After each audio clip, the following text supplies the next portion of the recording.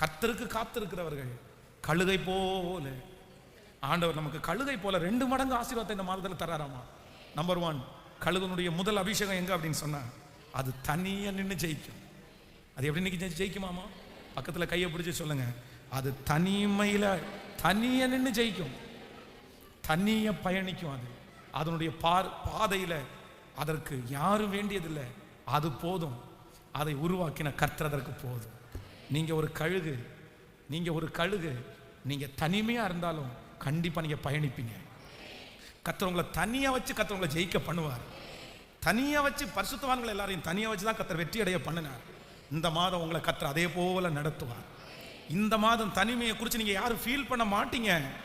இனி ஒரு நாள் வரும், உங்க கூட யாரும் இல்லைன்ற நினைப்பு உங்களுக்கு வரவே வராது. யார் எனக்கு வேணும்ன்ற நினைப்பு மட்டும்தான் உங்களுக்கு வரும். இவங்க இல்லையன்றது உங்களுக்கு வராது. நல்லா ஆமேன்னு சொல்லுங்க.